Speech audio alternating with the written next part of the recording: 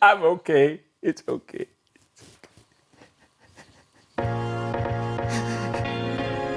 Hi and welcome back to Stjernholm Reviews. If you haven't already done so, please take a moment to tap that subscription and like button to help the almighty YouTube algorithm growing the community around the channel. You might not know that this channel is not sponsored or monetized in any way. In fact, this might be the only really independent audio review channel here on YouTube. So if you want more of that, you know where to tap. In this episode, I'm reviewing a luxury bookshelf speaker from Danish brand Reitho. Not Heido or Reitho, but Reitho.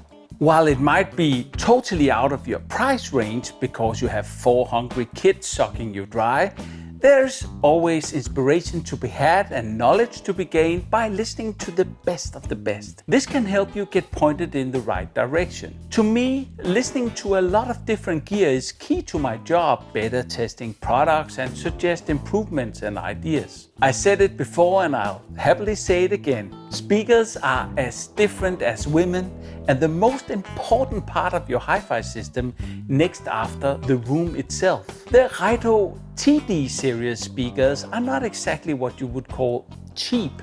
So let's explore them and find out what kind of sounds, feels and experiences you get at that price point. I can't wait to find out how these ladies dance. But first, Reitho is a brand from Danish Dantax Group, acquired in 2009. All their speakers are in the high-end luxury category and currently consist of the X, the XT and the top-of-the-line TD series that replaces the previous D series. The driver units and crossovers are their own designs, and the TD series features some very sophisticated, extremely powerful drivers using their latest ultra-fast ribbon tweeter technology, as well as their crazy stiff 5-layer diamond tantalum sandwich cones, driven by an even more radical spaced radial array of 4 neodymium magnets that surround the edge-wound voice coil, resulting in an underhung and super powerful turbine-shaped motor system. In fact, the TD series drivers are one of the strongest underhung driver systems in the world and more than twice as strong as the X series. Reitho has even built a magnetic brake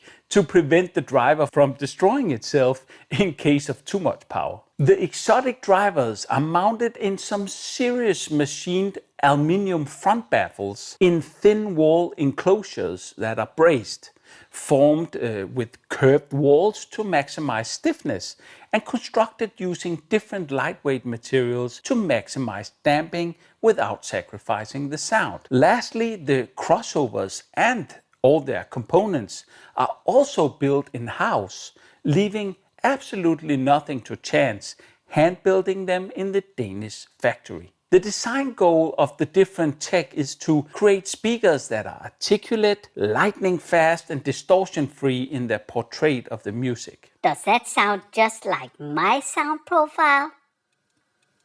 Visually, the TD series can be ordered in any color you would like, including beautiful walnut burl veneer. The standard color is piano black. So now you're wondering why I did not ask for one of the larger speakers in the series for review. Well, I'm interested in hearing the tonality and speed, and I actually have limited amounts of space to be hosting huge speakers. So the TD 1.2 should represent the design goals of the TD series, even though they naturally not will be able to deliver the same scale of their bigger sisters with a bass driver that also has to do all the mid-range duties up to 24,000 Hz. I covered the ribbon tweeter technology in general in my review of the sister brand Scansonic HD, where I reviewed the floor stander MB5B. You should check that out as well, and you can find the direct link to the ribbon tweeter segment in the description below. Reitho also manufactures a pair of purpose-designed stands that, according to Reitho, will maximize their performance. No doubt, the TD12 speakers on their special design stands has a great visual look to them, but the stands are made from a plastic material and feels somewhat dangly, lacking a little of that exotic feeling the speakers and price call for, in my opinion. All this engineering and exotic materials and so on does really not matter to me, if not resulting in better sound. Fortunately, there's much to be said about the awesome way the TD 1.2 sounds. I found it to be a speaker that is pretty placement critical in my room, and especially the bass response can become a little muddy in the upper bass region and lower vocal range if placed too close to the wall. I also find that to be the case even when pulled out further from the wall. Interestingly, that was kind of the same characteristics I've had with the Scansonic MB5B that I previously reviewed here on the channel. In that review, I ended up using room correction to get the balance right to my ears, so it was only natural for me to try that again. The result was a very pleasing, cleaning up muddiness on many tracks, but not always beneficial to others. Perfect room correction also allowed me to push the speakers back against the wall to benefit from the acoustical gain. So for this review, I ended up using the Linkdorf 3400, also previously reviewed, as a preamp and processor combined with my beloved Nuprime Evolution 1 amplifiers, driving the TD 1.2s with extreme amounts of power in reserve. As sources, I used my trusty Technics SL1200G turntable with a Parasound phono amplifier connected to the balanced input of the 3400 with room for digital playback duties, as well as various discs from the Oppo UDP 205.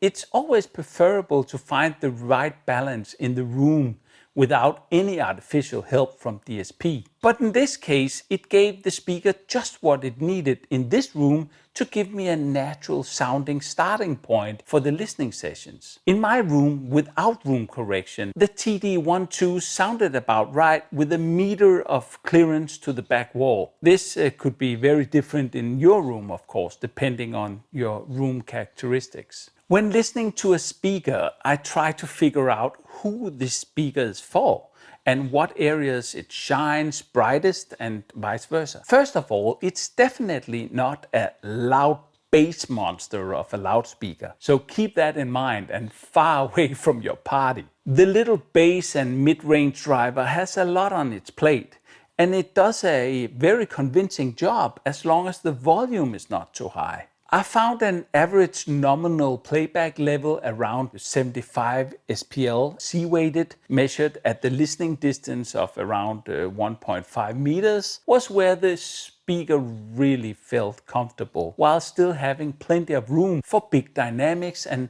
not pushing the TDs to a point where they lose their composure. This also suggests to me that the TD 1.2 could be a great match with smaller tube amplifiers. At these listening levels, they can do great with just 15 or 20 watts of tube amplifier power into 8 ohms. I found the top end to be a bit forward, but it carries this forwardness with such grace as the detailing and the transparency is simply in a class of its own. I come back to this later in my travels on the Sonic Snacks playlist that is available for your favorite streaming service too. I'll link to it in the description below if you want to listen in. The first track I throw at them in the listening session is the amazingly soulful live recording of Fink's The Trouble You're In. Trouble's what you're in. Trouble. Here we have a very dynamic guitar and a crispy, raspy vocal that is presented with amazing finesse and speed. The soundstage is very big and suck you into the performance, and the speakers, they seem very much at home on this track.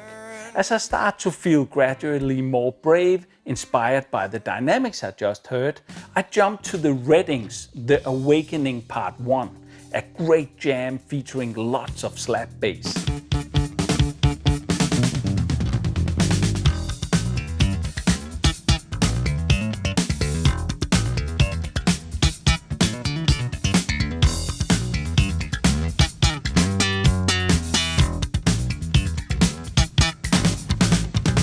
This track requires some scale and some punch, like what I experienced on the Yamaha NS5000 speakers in a previous review.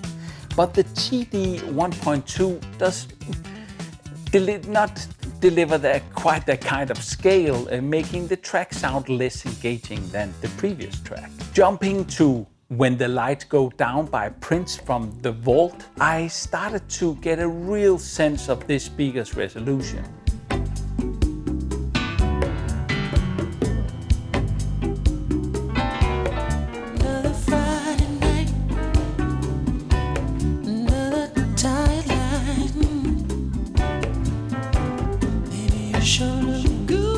Prince's vocal is carved out in the room, and the speakers delivers this crisp transparency and resolution in the top end that I can't recall having heard better, like ever.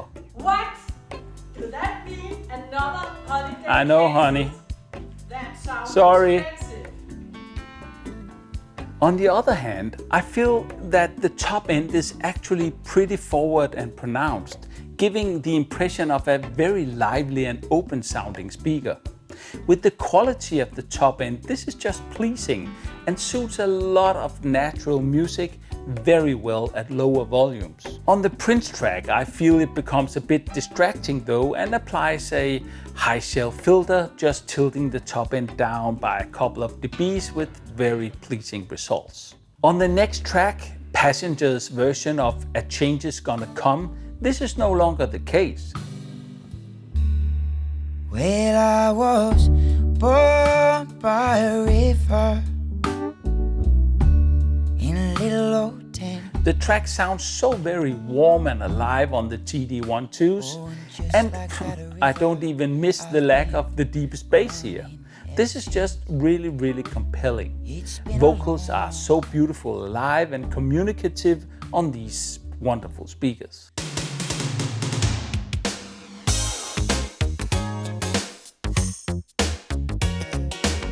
Next, I give them a really tight 80s synth production by Scritti Politti. The Provision album sounds very much like Digital did in the 80s, with a tendency to be a bit harsh on some systems.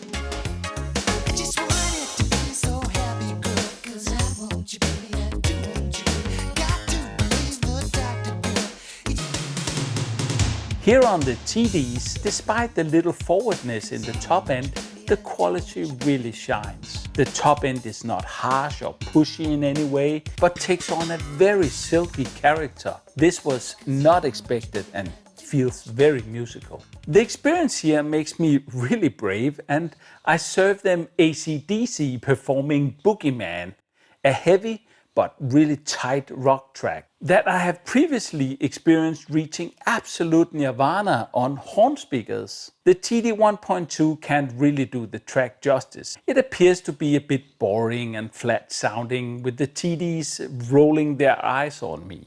I get the same kind of feeling from my Technics SBR1 speakers on this track.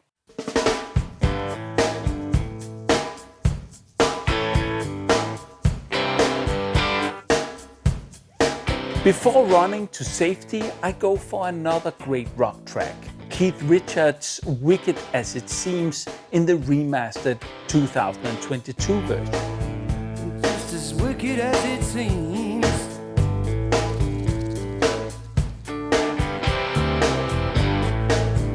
Just to run out. Here the big soundstage really does the track justice, and there's a lot of insight with a lot of air between the different elements through the fine masked lens of the Raito speaker.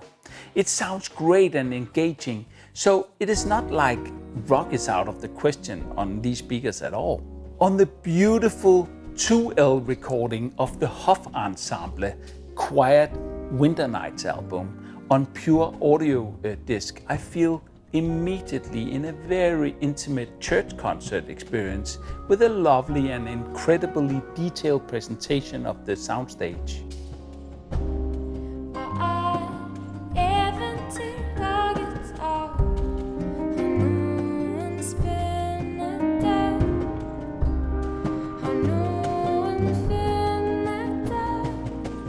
The TD-12s convey the music in a very natural way, making me want to push for even more musicality. And that is found in my ultimate musicality test that is delivered by a live recording with the Weavers, demonstrating extreme headroom from the 60s, where they perform the song Rambling Boy as a sing-along with the audience.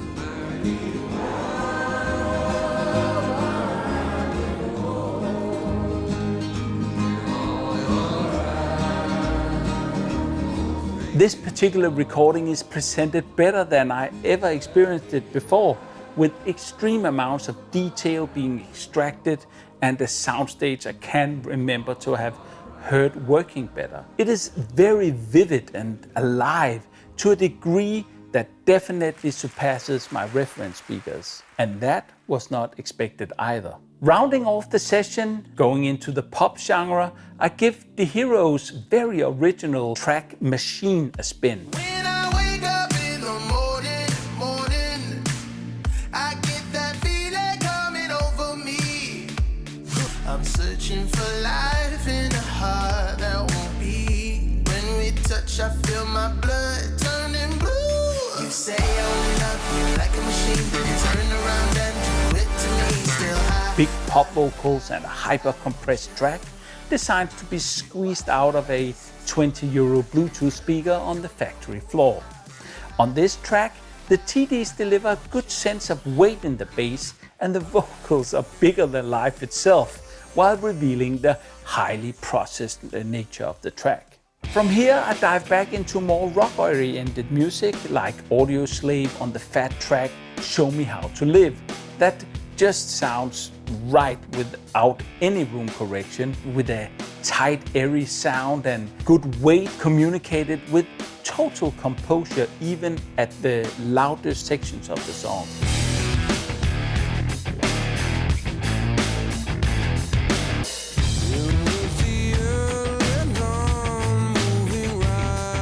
Last, I just have to visit a Vivaldi aria from Cantata in another great recording by my recording hero 2L. This particular recording requires a very precise stereo image from the speakers. Here the sonics and dynamics are again just spot on, while kept at reasonable playback levels.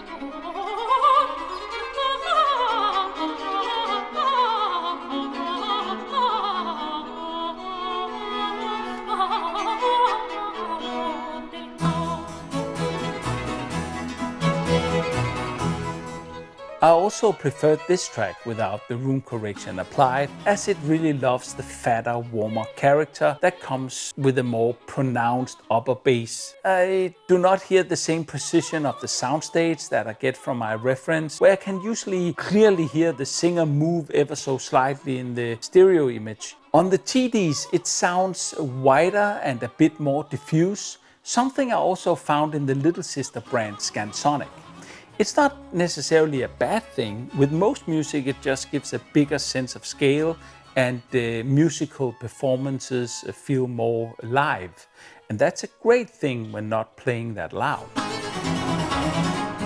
Okay, so let's start by summing up my listening experience. As long as I did not challenge the physics and left enough headroom for the TD 1.2, it really displayed a masterful control. So playing loud or listening far away from the speaker, if that is your thing, then the TD 1.2 is probably not for you. If your preferred genre of music is super bass heavy, like electronic dance music, the TD 1.2 might not be for you either. I had a total eargasm with the way the TD 1.2 portrayed Rambling Boy by the Weavers. It was the best I ever heard that track. And during the same session, I almost lost the will to live and carry on when listening to AC/DC and Boogeyman. But that is very typical for this kind of speaker. This is just to give you a sense of the boundaries of what I think the speaker did very, very well and where it was least attractive to my ears. Playing at lower levels are important to many audiophiles that might have neighbors. The bit of forwardness I mentioned earlier in the top end does a really great job of bringing out the details out at lower sound pressure levels, where the speaker still has headroom available for large peaks. At lower levels, the TD 1.2 must be one of the best speakers I actually have ever heard. The big, lush soundstage, the crisp and fast microdynamics makes music and details come alive in a very enjoyable way. Voices are delivered with a purity to die for, and listening fatigue, that's a thing that other speakers have to worry about. Over the course of the review, I have grown to love these speakers to a degree that unfortunately makes me lust badly for more. I want to hear how far Raito takes this speaker magic in a bigger package that can do the scale too. And that is where the business end of things begins. And I can't just ignore the price anymore. See, the Raito TD series speakers are not even high-end speakers. They are luxury high-end speakers, where no expense in the exotic construction has been spared to get to this level of refinement and details. Even down to the internal cables where, yes, even those used on the crossover are Nordøst Valhalla cables. You can even order them with internal Nordøst Odin 2 cables at an extra cost if you want.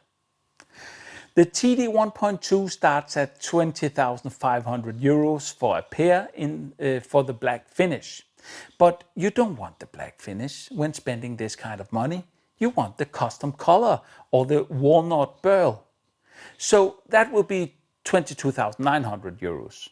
To this, add the stands at a cool 2,500 euros for a nice 25,400 euros. If I had to guess the price of the TD 1.2, the street price off the bat, I would be expecting it to cost about half of that.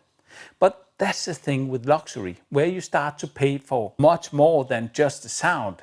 It is kind of physically manifested when seeing the TDs sit there beside my discontinued Japanese reference Technics SUR1 speakers. They did cost merely 22,000 euros and are also made with very custom drivers, also have unique low volume technology, and in addition deliver full frequency range and a bigger scale. A kind of comparable speaker size-wise and weight-wise in the TD range would probably be the TD38, and that will set you back a whopping 88,000 euros. I'm not saying that they will compare sound-wise at all, as I'm pretty sure that in many aspects the TD38 will be superior after I've been listening to the TD 1.2 for a prolonged period of time. Then again, you could be viewing the price in a different way. People buy hand-built watches and luxury cars, right? Many cheaper options are available that will do almost the same job, but they spend the extra money anyway because of how the luxury product craftsmanship and careful engineering makes them feel. There's just something special about owning something this good. This is a speaker that has that quality in a totally self-confident way. If you have a smaller listening room and listen at pleasant lower levels, and you love the most detailed and fatigueless big soundstage and dynamic sound, and you are prepared to pay what it costs to deliver this unique hand-built custom technology, then the Raito TD 1.2 is a speaker to reckon with. It's capable of producing some pretty mesmerizing sounds. I'm ready to declare myself a prospect for one of its bigger sisters in the future, and that, folks, that's the best recommendation that I'm able to give. So what to do if there's no way you can afford something like this? Well, many of those basic qualities are found in the Raidho TD12 can also be found in the sister brand Scansonic HD's MB range of speakers. You should check out the Scansonic HD MB1B that gives extreme value in that space, starting at only 2,200 euros. Thank you for watching. Stand by for the review score, and until next time, just listen.